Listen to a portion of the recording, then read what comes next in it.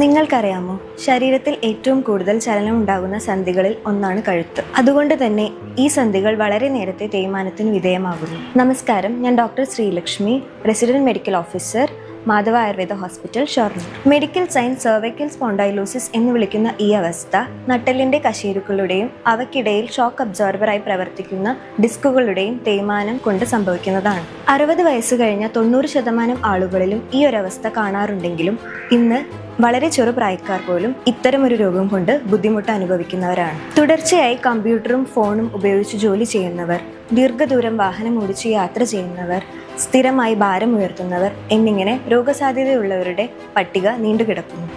കഴുത്തിന്റെ ചലനത്തിന് ബുദ്ധിമുട്ടുണ്ടാകുന്ന രീതിയിലുള്ള വേദന, കൈകളിലേക്കും തോളുകളിലേക്കും വ്യാപിക്കുന്ന തരിപ്പ് എന്നിങ്ങനെയാണ് രോഗലക്ഷണങ്ങൾ. ആയുർവേദത്തിൽ ഈ അവസ്ഥയെ ഗ്രീവാഗ്രഹം എന്ന് പറയുന്നു. രോഗാവസ്ഥയ്ക്ക് അനുയോജ്യമായ ചികിത്സ അത് മരുന്നുകളിലൂടെയും പഞ്ചകർമ്മ ചികിത്സകളിലൂടെയും ആയുർവേദത്തിൽ ലഭ്യമാക്കാവുന്നതാണ്. ചികിത്സയ്ക്കായി ബന്ധപ്പെടുക മാധവ ആയുർവേദ ഹോസ്പിറ്റൽ, ഷൊർണൂർ.